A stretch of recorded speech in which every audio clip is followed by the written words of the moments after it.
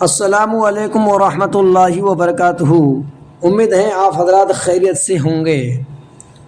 آپ حضرات کے حاضر خدمت ایک حدیث پاک پیش کرتا ہوں، سماعت کریں۔ ان ابی ہریرہ قال قال رسول اللہ صلی اللہ تعالی علیہ وسلم اثنتان فی الناس ہما بہم کفر الطعن فی النسب والنیاحۃ علی المیت۔ حضرت ابو ہریرہ رضی اللہ تعالی عنہ سے روایت ہے، حضرت ابو ہریرہ فرماتے ہیں کہ اللہ کے رسول صلی اللہ علیہ وسلم نے ارشاد فرمایا، لوگوں میں دو باتیں ایسی ہیں جن کی بنیاد پر لوگ کفر میں مبتلا ہیں، ایک نسب میں طعن کرنا اور ایک میت پر ماتم کرنا۔ میت پر ماتم کرنے کا مطلب ہے زور زور سے رونا پیٹنا۔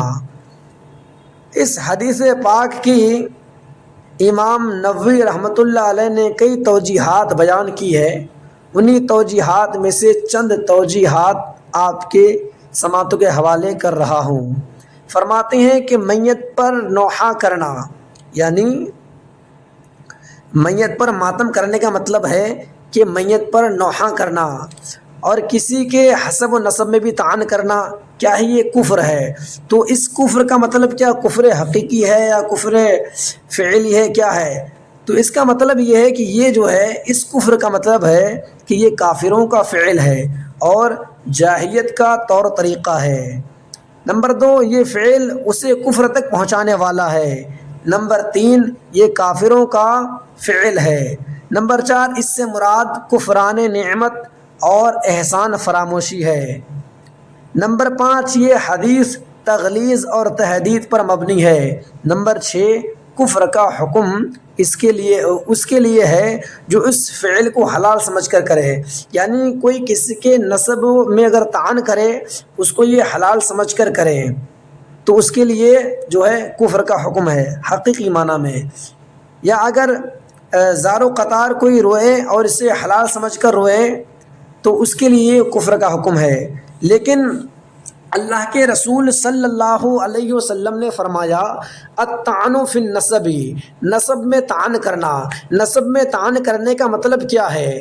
نسب میں طعن کرنے کا معنی کیا ہے؟ تو سنو پیارے مسلمانوں، نسب میں طعن کرنے کا مطلب یہ ہے کہ اپنے حسب و نسب پر فخر کرنا اور دوسروں کے حسب و نسب پر طعن کرنا۔ اہل عرب کا یہ معمول تھا کہ شعراء عرب اپنے آبا و اجداد کی بڑائی اور مدح و ستائش میں بہت طویل قصیدے کہا کرتے تھے اور دوسروں کے نسب پر طعنہ زنی کرتے تھے، لیکن اسلام نے انہیں بتا دیا کہ فضیلت و برتری کا معیار حسب و نسب نہیں ہے، ارے بلکہ فضیلت و برتری کا معیار تو ایمان اور تقوی ہے۔